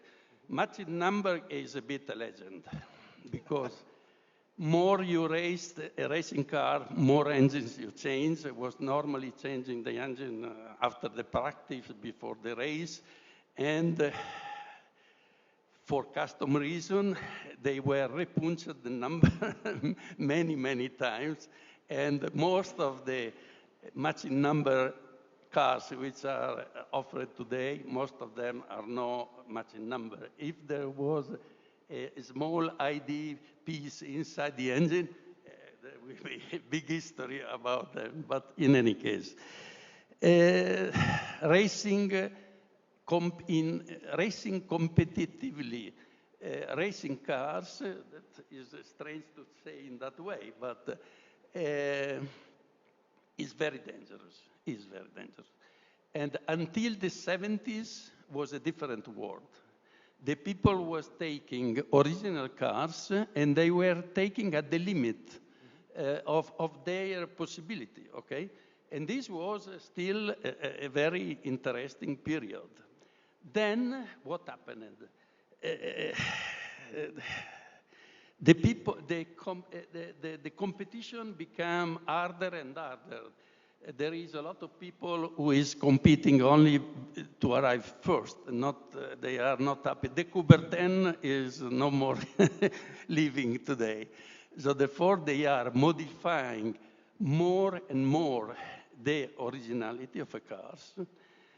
And I have to say that I am not going anymore to see events because it is a kind of comedy, because they are no more original cars. Most of them are facsimile because a replica is something which has to be used only if it has been by the original manufacturer, okay? If it has not been built by the original manufacturers, we cannot call the replica. You can call facsimile, or if you use the identity, they are fake, to be clear, okay? In some events, there are many facsimile which race against some authentic cars. And this is totally unfair, because you have a facsimile, you crash the facsimile, you can rebuild in 2 weeks' time, and the worth is probably 200,000 pounds, okay? If you are crashing an authentic car, it's crashed. It's crashed forever. So therefore, the historic racing with facsimile and authentic car is totally unfair. Also because the cars you build today, so the original cars, they have frames which are 50-year-old, and naturally, after 50 years, the rigidity of the frame is different. If you build today a similar chassis frame, is 3 times stronger, 3 times more rigid. So therefore, it's strongly unfair, the competition between the two. Okay, this, I think, I took note quickly of some of your questions, and I tried to reply, but I think that the racing cars, authentic racing cars, has to be used for parades. Take them to 8,000 RPM, 9,000 RPM, but not to be first, okay? If you want to be competitive, you like the challenge, you have to buy modern car and race in modern racings. This is my view, okay? Thank you. Thank you, Adolfo.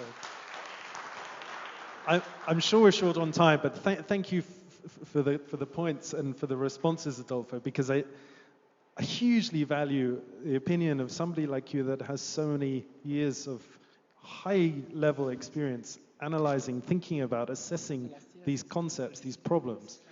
And I suppose I only have one interesting response regarding the chassis, because you're absolutely right. Of course, the chassis represents the core of the car, the soul of the car. The chassis numbers should be on the customs papers and so on. But even on that point, there is still gray areas of philosophical challenge, I think, because I'm sure we both know of very important special cars from the 1950s and 1960s, where after some accidents, part of the chassis, or maybe even the whole chassis, if it was a simple ladder frame that cost nothing at the time to replace, could have been replaced, not always with the identity being renewed for the following number in the sequence. And the car goes on to continue its period racing life, the history of which remains celebrated and valued by the market today. But is the chassis a problem? Do we care? Or is it the fact that the car has stayed essentially as one continuous piece of history with a known provenance throughout its life until today? And therefore, to what extent do we really care that maybe 50% or 99% of the chassis could have been replaced in period? It's the old triggers broom problem. It was was normal at the time to replace chassis, but if they were replaced by the original manufacturer, especially for work cars, it was normal. It's accepted. Why they accepted? Because they changed. They used the same chassis number, okay, and therefore is a continuation, okay. So at the end, the history of a car is connected with certain chassis number, and therefore there is a link between them. Naturally, so car of the 30s is one thing, a car of the 50s is another, car of the 80s is another story.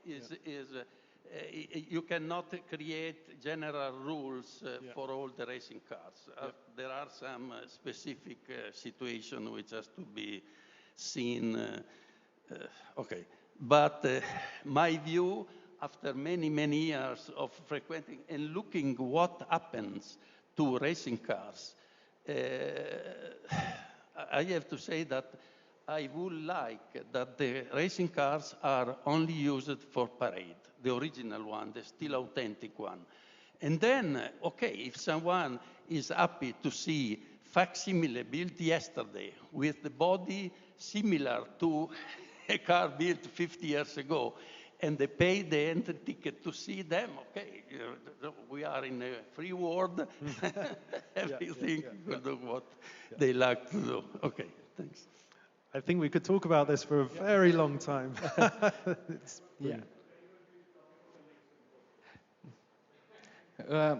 Definitely, the next symposium will be a debate, not just presentations. I think we are developing a new format. I would like to continue with a question from the public, and we have here a young Romanian racing driver that is racing classic cars. That's a lot to say, Alex, but thank you. So a lot of questions have remained unanswered. Where we draw this thin line? Because let's divide it a bit. When you prepare a car or you have a car, I think it's safe to say that safety comes first. Because if we make a comparison to, let's say, to Formula One, remember in 2013, I think, when the Halo system was introduced, everyone was against it. And since then, it saved so many lives.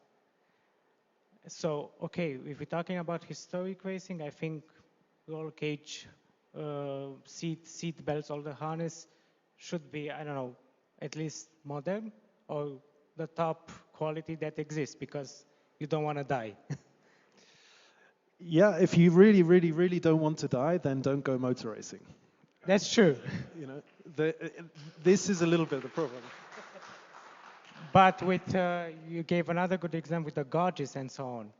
You need to have clear vision of what your oil pressure is and your water pressure. Look, I think there is no clean answer to the question. I mean, I certainly am not in an authoritative position to offer any kind of a definitive answer on where do you draw this thin line. Somebody like Adolfo definitely could be. But for me, speaking personally, I think it comes down to the devil is in the detail, right? It comes down to what is the car, what is the era, the time period that it is from, because as you rightly said, the rules, the sentimentalities change a little bit from one era to another, depending on the practicalities that triggers. So it's a case-by-case basis. It's also subjective. It's down to the individual tastes and preference of the owners.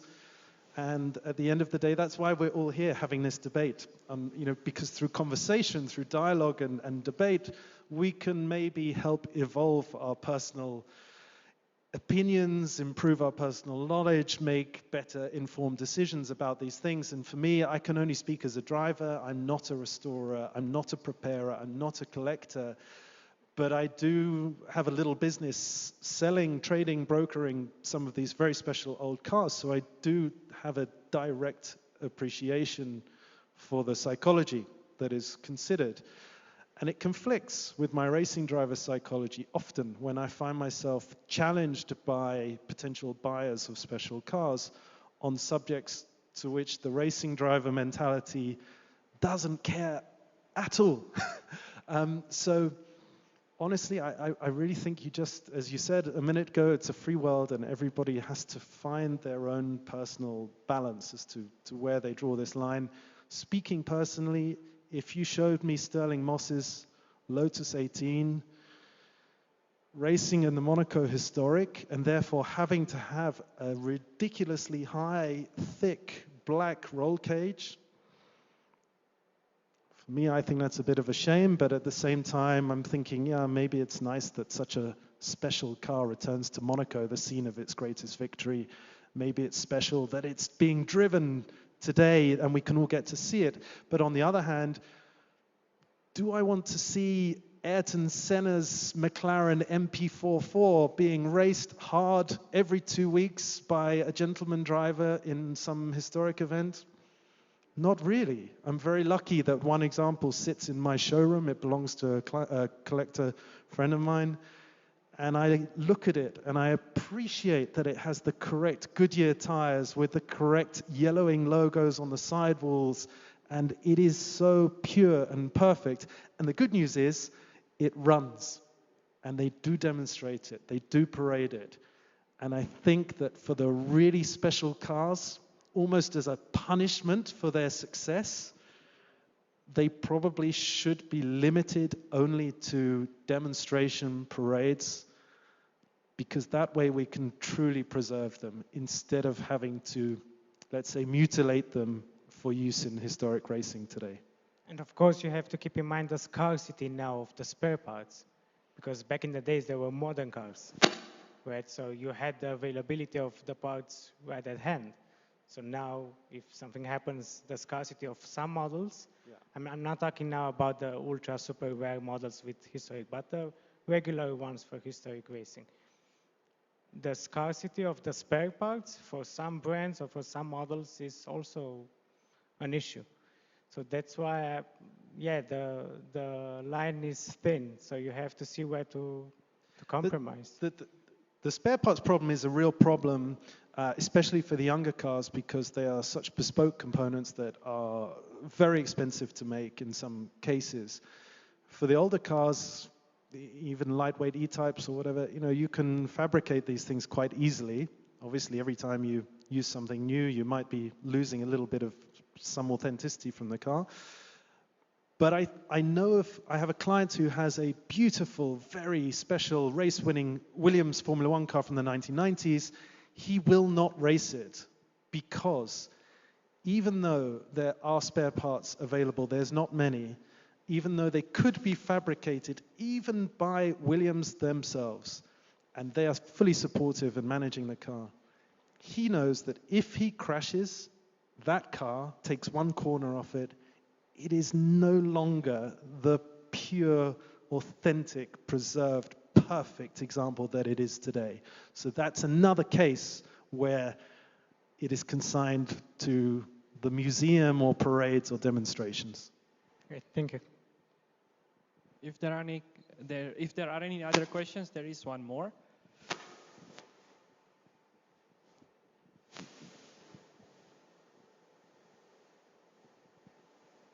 Hi, Sam.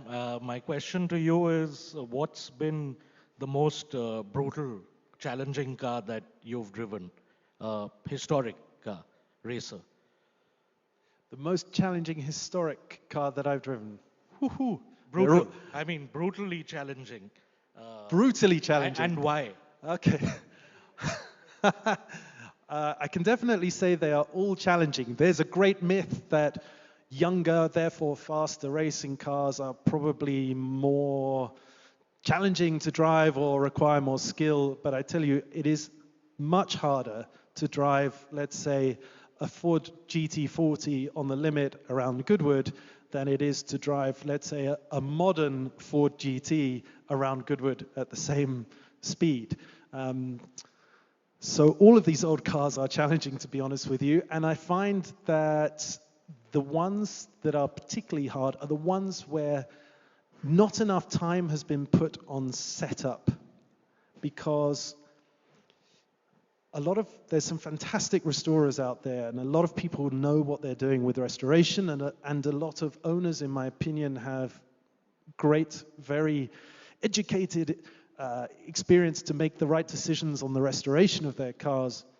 But there is a gap in between where the setup, how the car is prepared in terms of its springs, its dampers, its ride heights, its cambers, casters, toes, tire pressures, everything like that. This can completely make or break the driving experience and the performance of a car. So I don't have one clean answer, one example, because generally any car that is well set up is pretty nice to drive, to be honest with you. Some are better than others, but they're all pretty nice to drive if they're balanced with a good setup.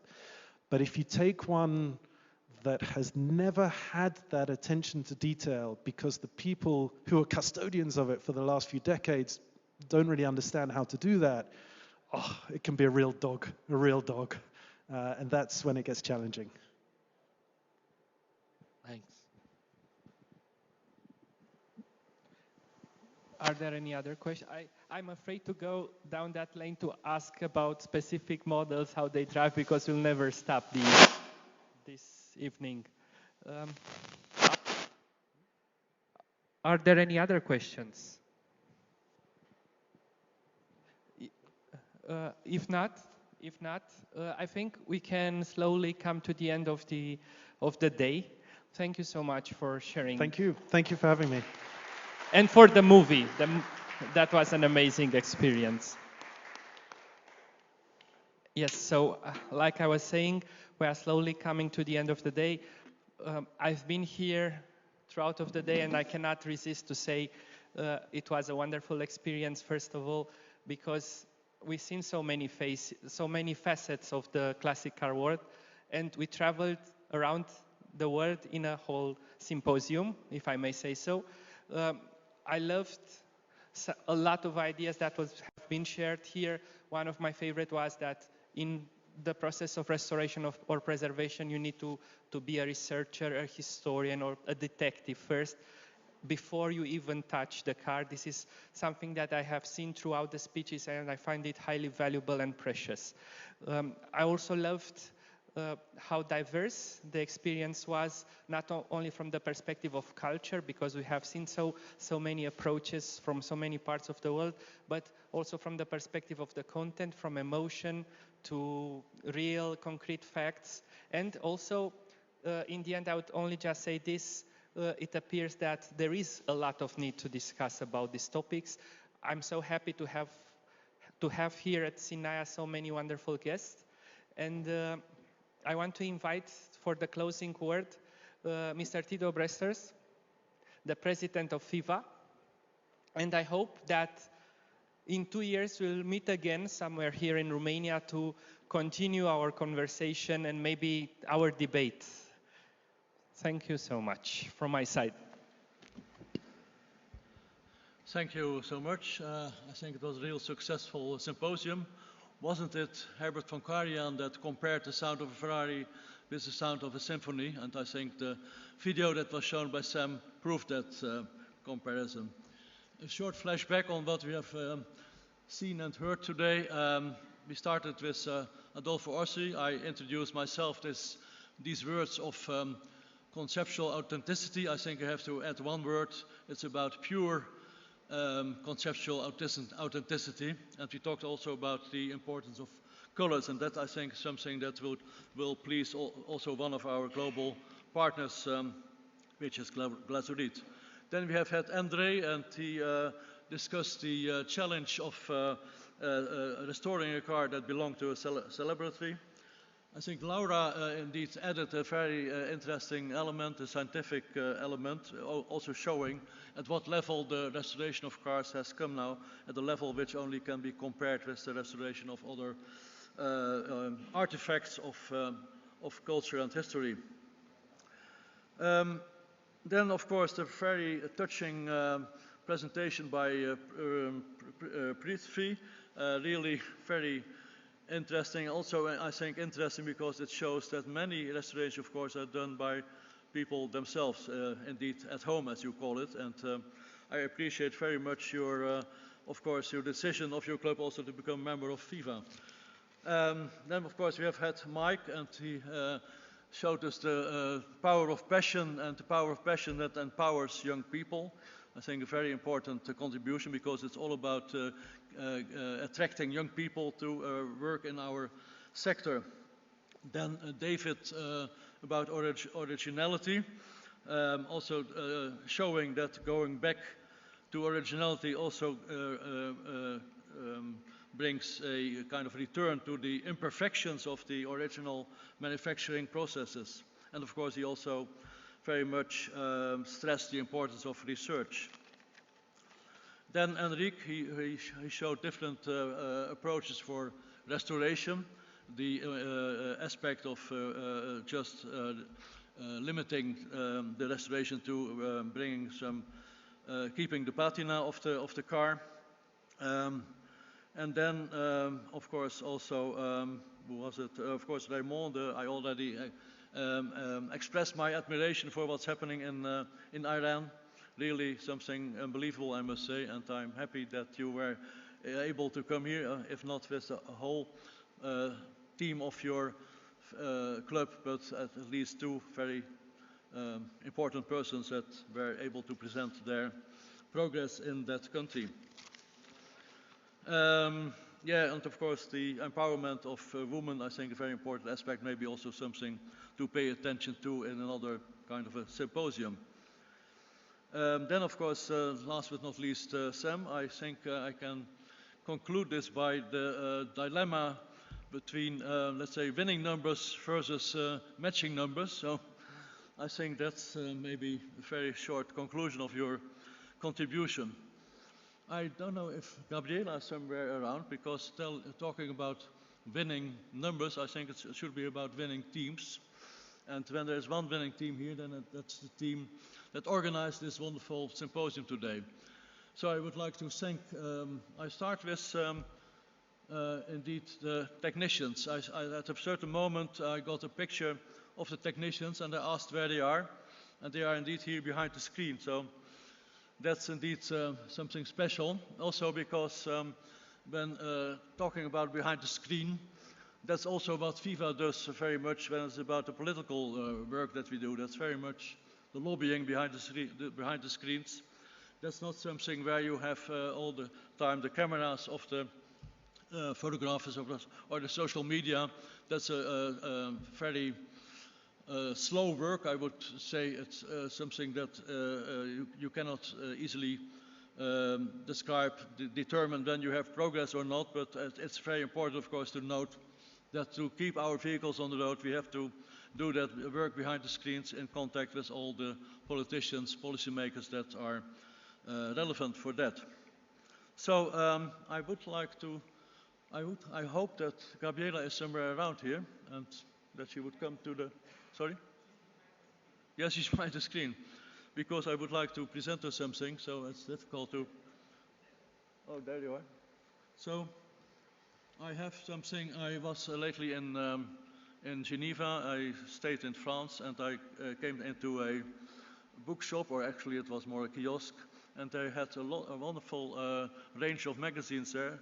I'm afraid the magazine of Paul was not on sale there yet, but the magazine that I found was called Auto Heroes, and the theme of that magazine was the Secret de Femme. It's in French, so I don't know if your French is good, but anyway, there's a relation between French language and Romanian. But I thought immediately about you, because you are really an auto hero, and you are really somebody who really also shows how important it is to empower women, and I'm very happy to have you on board of our team. So I give you as kind of symbol. And I would like to have a big applause for everything that has been done today by our technicians. Also the sponsors, I think, need to be mentioned. They also very much helped, I think, to bring this symposium to success. And then, of course, the most important is to applaud the team of Retromobil Romania, and of course the most important person of today, and this Gabriela. Please come to the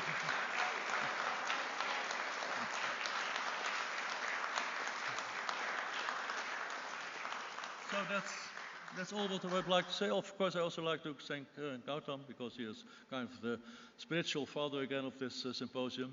And of course, our Secretary General, Gianmario, I think he always plays a very instrumental role as well to bring this kind of events to success.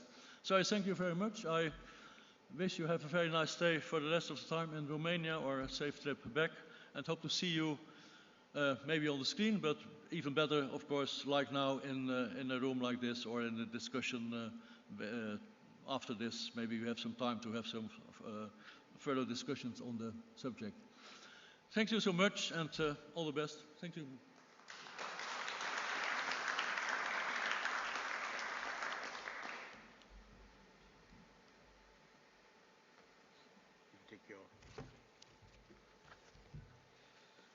Thanks, Tito.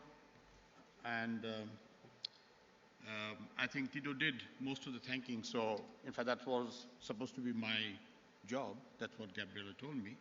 But nonetheless, let me take this opportunity to specifically name and not exactly shame, but to really provide that fact that they deserve the fame.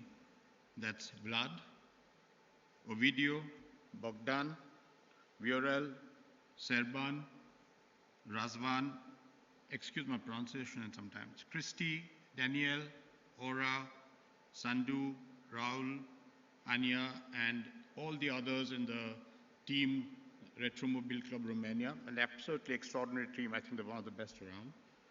And the technical team, especially led by Cyprian, I think we should mention them. And of course, Gabriela is the one who's going to come after me, and I think we all know who's one of the stars here. Alex, please. I think Alex did an absolutely extraordinary job today, and yesterday, and 2 years ago, and he still remains one of the finest master of ceremonies anywhere. I think he does a terrific job of asking the right question, introducing the right way, and giving the whole thing the sense of move and mood. At the same time, I would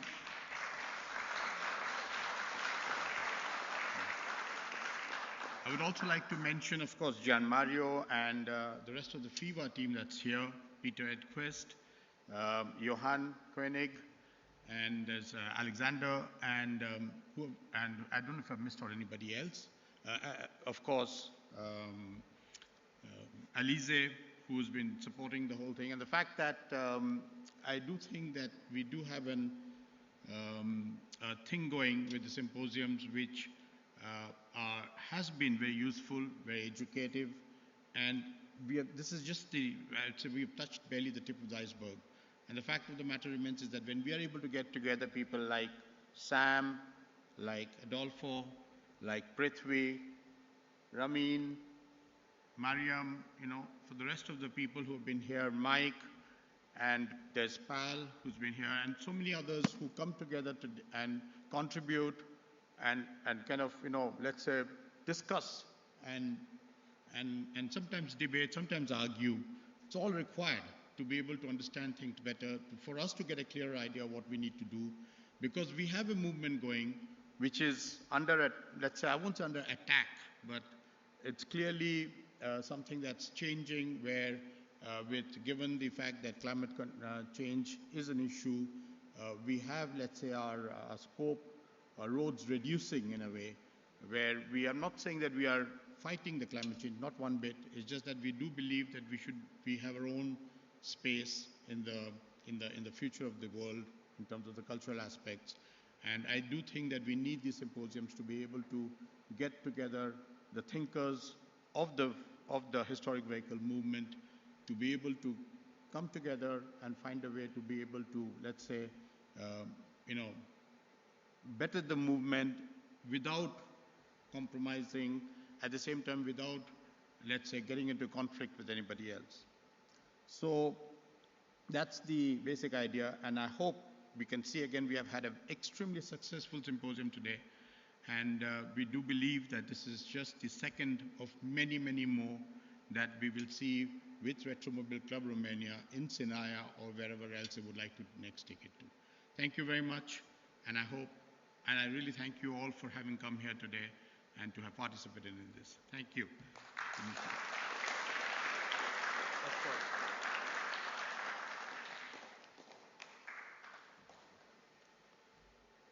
We are so lucky to have had the opportunity to have here these amazing speakers. I feel honored, privileged, and quite speechless. I want to thank you all for having accepted our invitation. My deep gratitude to all of you. Thank you. Amazing speakers, enriching presentations. As you can see, I'm really, really tired now. I want to thank FIVA for their support. Nothing would have been possible without the support of FIVA. So thank you, Tito, Peter, Gian Mario, Gautam, and the rest of the team. I want to thank my amazing team for having done this 3 days crazy journey. I want to thank our guests, people online who had the patience to stay with us. And last but not least, I want to thank the heart and soul of the crazy man who said yes again to this project, Alexandru Sheremet. My deepest gratitude. Thank you. Thank you all.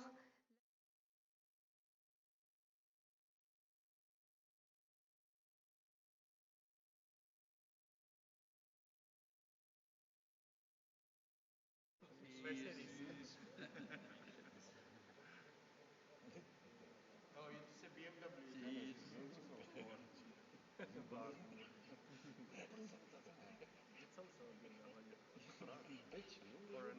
decade. Okay. Done? Okay.